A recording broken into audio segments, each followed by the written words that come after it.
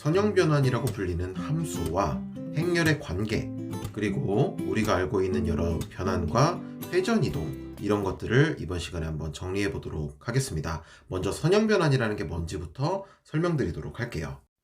지금 보시는 걸 우리가 함수라고 불렀었죠. 그런데 변환이라는 건 어떤 거냐면요, 좌표평면 위의 어떤 점에서 다른 점으로 이렇게 대응시키는 함수를 우리는 변환이라고 합니다. 즉 x, y에서 x', y''으로 이렇게 점에서 점으로 보내는 함수를 변환이라고 부르고, 우리가 보통 이런 식으로 표현을 하게 되는데, 이거를 정확하게 말하면 좌표평면에서 변환이다 라고 부르고요. 사실 이 점이라는 건 벡터로 해석할 수가 있잖아요. 그래서 벡터를 벡터로 보낸다, 벡터를 벡터로 대응시킨다, 이러한 함수를 변환이라고 부르기도 합니다. 우선 x, y를 집어넣는 거기 때문에 정확하게 쓰면 이런 식으로 쓸 수가 있을 텐데요. 이게 너무 번거롭기 때문에 그냥 보통 이렇게 쓰기도 합니다. 그래서 fx, y 이런 식으로 쓰게 되기도 하고요. 그리고 x, y라는 건 결국 벡터로 볼 수 있다고 했기 때문에 f에다가 벡터를 대입했다, 이렇게 볼 수도 있고요. 아니면 우리가 보통 벡터를 x, y라고 쓰기도 하지만 이렇게 행렬로 쓰기도 했단 말이죠. 그래서 함수값을 이렇게 나타낼 수도 있다라는 거고요. 실제로 이 함수값이 x', y' 된다 했기 때문에 이런 식으로 함수값을 표현할 수 있다라고 좀 정리해 보도록 하겠습니다. 그래서 이 변환이라는 게 좀 복잡한, 우리가 보통은 실수만 대입을 했었잖아요. 근데 그게 아니라 조금 복잡한 이런 좌표 또는 벡터를 대입하게 되는 거기 때문에 표현법을 좀 자세하게 알아봤고요. 아니면 이런 식으로 쓰기도 합니다. 그 다음에 x'이 뭔지, y'이 뭔지 이렇게 우리가 정확하게 정의를 해주면, 아, x, y가 어떻게 대응되겠구나 라는 걸 확인할 수가 있는 거고요. 그러면 이거를 이제 우리는 이런 식으로 나타낼 수도 있겠죠. 아니면 2 곱하기 1 행렬로 이렇게 나타낼 수도 있으니까 이런 식으로 함수 값을, 이 함수의 상황을 표현할 수도 있을 겁니다. 그래서 변환이라는 걸 다양하게 우리가 표현하는 거에 좀 익숙해져야 되기 때문에 좀 자세하게 살펴봤고요. 이제는 이번 시간의 주제인 선형변환에 대해서 좀 살펴보겠습니다. 제가 지금부터 써드릴 이 두 가지 조건을 만족하는 그런 변환을 선형변환이라고 하는데, 첫 번째 조건은 이렇습니다. k 곱하기 x 벡터를 대입하면 k를 밖으로 뺄 수 있다는 거예요. 그러니까 f, 예를 들어 x 벡터를 a, b라고 우리가 부른다면 이 f, ka, kb를 k를 밖으로 이렇게 뺄 수 있다 라는 조건을 만족한다라는 게 선형변환의 첫 번째 조건이고, 두 번째는 x 벡터 플러스 y 벡터를 대입하면 각각 대입해서 더한 것과 같다. 그러니까 x벡터 대입한 거랑 y벡터 대입한 거를 더한 것과 같다 라는 조건이 바로 선형변환의 두 번째 조건입니다. 그래서 실제로 이거를 계산하면 이렇게 할 수 있는데, 이거를 갈라줄 수 있다는 거예요, 쉽게 말하면. 그래서 f, ab 더하기 f, cd 이런 식으로 갈라서 계산해도 같은 그런 변환을 선형변환이라고 부른다 라는 겁니다. 자, 예를 한번 들어보도록 하겠습니다. 변환 하나가 이렇게 생겼고, 실제로 x'이라는 게 x 플러스 y, y'은 x 마이너스 y, 이런 식으로 생긴 변환이 선형 변환인지를 한번 따져보도록 할게요. 자, 그러면 실제로 x랑 y를 편의상 이런 식으로 둔다고 치고요. 첫 번째는 kx 벡터를 대입해보면 이렇게 될 텐데, 정의에 따르면 ka 더하기 kb, ka 빼기 kb가 되겠죠. 근데 이건 실제로 k를 밖으로 뺄 수가 있는 거니까 이렇게 빼서 보면 이 a 플러스 b의 a 마이너스 b가 이렇게 쓸 수 있기 때문에, 아, 이 변화는 선형변환의 첫 번째 조건을 만족하는구나 라고 생각해 볼 수가 있는 거고요. 이제 두 번째 조건이 맞는지를 한번 봐야 되겠죠. 그래서 x 플러스 y 벡터를 일단 먼저 계산해 보겠습니다. 그럼 속의 걸 계산하면 이렇게 될 텐데, 이거를 변환의 정의에 따라서 두 개를 더한 게 일단 x' 되고요. 두 개를 뺀 게 y' 된다고 정의를 했기 때문에 이런 식이 되겠죠. 그러면 이거는 사실 우리가 행렬의 성질을 이용한다라고 생각을 해보면 실제로 이렇게 갈라가지고 쓸 수가 있는 거잖아요.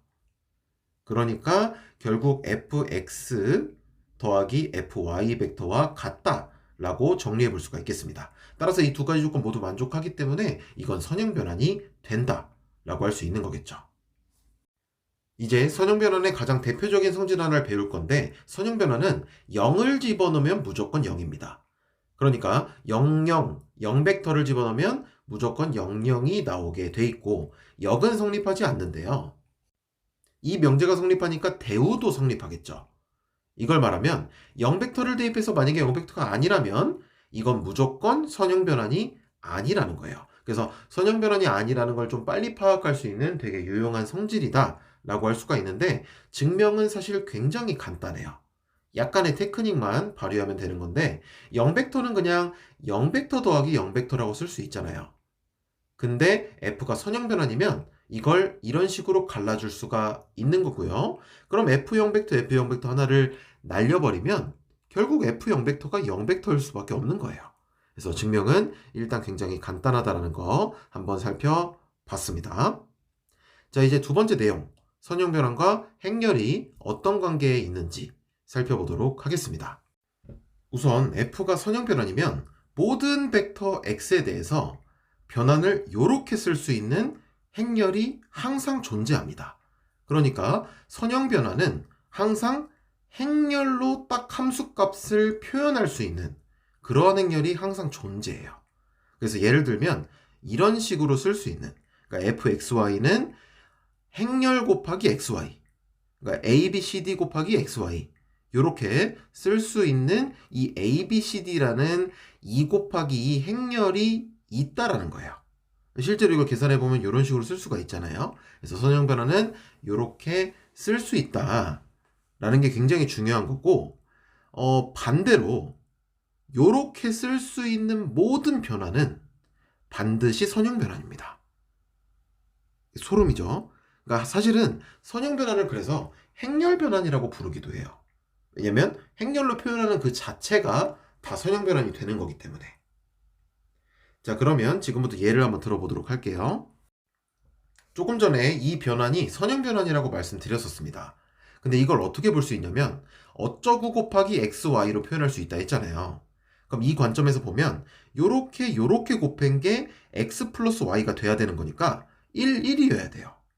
그리고 밑에 있는 걸 보면 요렇게 곱한 게 x 마이너스 y니까 1 마이너스 1이면 되겠죠. 아, 실제로 행렬을 찾을 수가 있구나. 이거를 깨달을 수가 있는 거고, 그럼 두 번째는 만약에 제가 변환을 이렇게 썼어요. 그 순간 이거는 반드시 선형 변환이라는 거예요. 행렬로 표현되면 반드시 선형 변환이다. 요게 성립한다라는 겁니다. 이제 선형 변환의 구체적인 예제들을 좀 들어보도록 하겠습니다. 우선 제일 대표적인 게 대칭 변환이에요. 그러니까 쉽게 말하면 여러분들이 고등학교 1학년 때 배웠던 대칭 이동이 될 텐데요. 대표적으로 x축 대칭, y축 대칭, 그리고 원점 대칭, 그죠? 그래서 마이너스 x, 마이너스 y, 그리고 y는 x에 대칭한 y, x, 이런 대표적인 대칭 이동들이 있는데, 이 대칭들은 다 선형 변환입니다.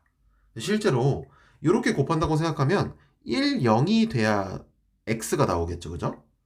그리고 마이너스 y가 나오려면 0, 마이너스 1, 이런 식으로 표현되면 실제로 x 마이너스 y라는 함수값을 얻을 수가 있을 겁니다. 그래서 선형 변환이 되는 거예요. 마찬가지로 y축 대칭도 요 행렬을 쉽게 구할 수가 있어요, 그죠? 그래서 마이너스 1, 0, 그리고 0, 1, 이렇게 되면 이게 실제로 함수값이 만들어지겠구나. 따라서 y축 대칭은 선형 변환이구나 라는 거를 알 수가 있습니다. 원점 대칭도 마찬가지고요. y는 x에 대해서 대칭도 마찬가지입니다. 참고로 그렇다고 해서 모든 대칭이 선형 변환인 건 아닙니다. 지금 보시는 건요, 원점이 실제로 원점이 아니게 되죠.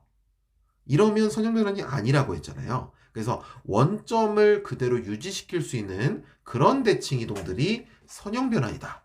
이렇게 좀 정리를 해볼 수가 있겠습니다. 이번에는 회전 변환입니다. 원점에 대해서 회전 이동을 시키는 것은 선형 변환입니다. 실제로 예를 들어서 a, b를 세타만큼 회전 이동시키는 이 회전 변환은 실제로 선형 변환이 되는데요. 공식부터 한번 소개해 드리면 이런 식으로 행렬이 만들어집니다.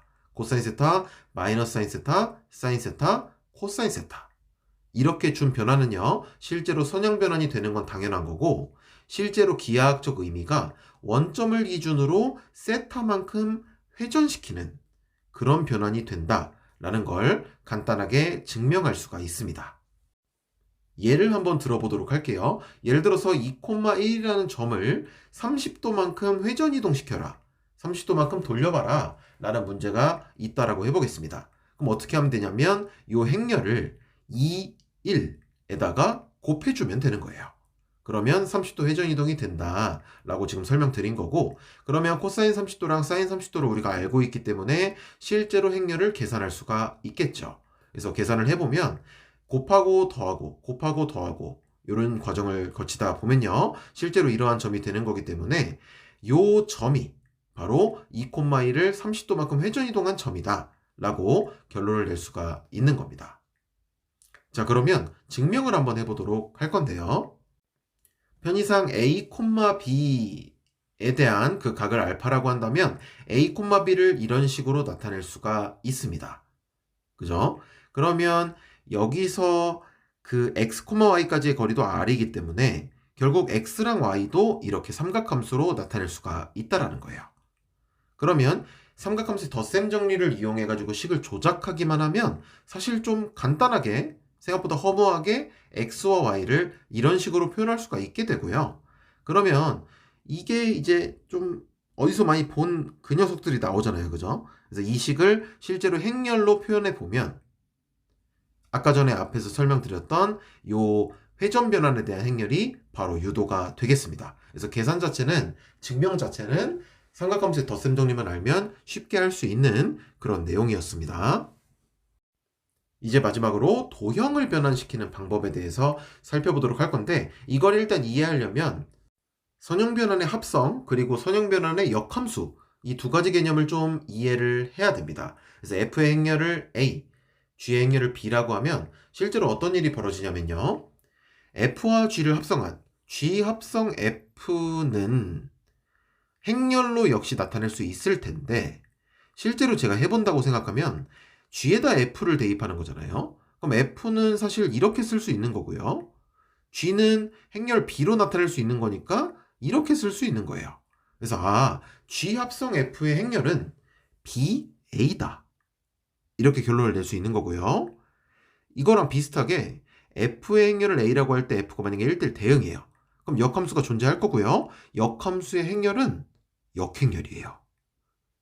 멋있죠, 그죠? 실제로는 연관이 없어 보였던 이런 개념들이 이런 식으로 연결이 되는 겁니다. 그래서 역변환의 행렬은 역행렬이다 라는 성질이 성립한다라는 거 기억을 좀 잘 해주시면 좋을 것 같습니다. A, B를 변환하는 방법은 그냥 A, B를 F에다 대입하면 끝납니다. 그러면 그냥 점이 변환이 되는 건데, 도형을 변환하는 거는 조금 복잡해요. 자, 왜 그런지 살펴보도록 할 건데요. x, y를 보낸 점을 x', y'이라고 하겠습니다. 그러면 실제로는 F 역변환, 그러니까 역변환에다가 x', y''을 대입한 것이 기존 도형 위에 있는 거죠. 그죠? 이거를 조금 다르게 말해보면 결국 F 역변환에 x', y''을 대입한 게 기존의 도형의 방정식을 만족한다라는 건데, 이게 진짜 감동적인 아이디어인 거예요. 왜냐면 우리가 알고 있는 거는 기존의 도형의 방정식이잖아요. 그러니까 이 아이디어가 아름다운 이유는 x', y'이라는 점을 새로운 도형의 방정식 위에 점으로 그냥 잡으면 그 점을 역변환으로 보낸 점이 기존의 도형의 방정식을 만족하기 때문에 거기다가 대입하면 뭔가 새로운 방정식이 하나가 나오겠죠. 그 방정식이 우리가 찾고 싶은 그 새로운 도형의 방정식이 된다는 거예요. 자, 무슨 말인지 좀 자세히 한번 보여드릴게요. 도형을 변환하는 방법 1단계는 일단 변환한 도형 위의 점, 임의의 점을 x', y''으로 잡으라는 거예요. 그럼 2단계는 뭐 하라는 거냐면 이 점을 역변환에다가 대입해요.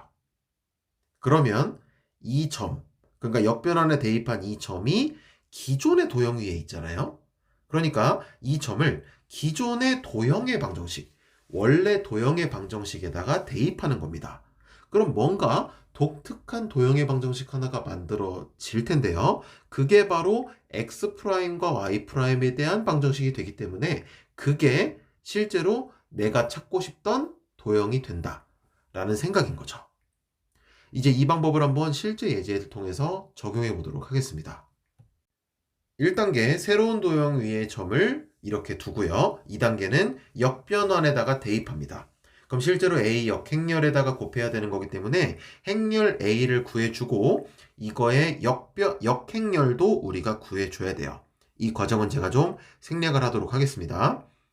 그러면 여기다 실제로 x' 곱하기 y'을 곱해주면 요렇게 만들어질 거예요. 요렇게 구한 2단계의 이 점을 원래 방정식에 한번 대입해 보도록 하겠습니다. x자리에다가 마이너스 x' 플러스 y' 대입하고요. 그 다음에 마이너스 y자리에다가 요걸 대입하게 되면 요렇게 방정식이 나오게 되는데 이거 결국 정리하면 x'은 1이다가 나오거든요.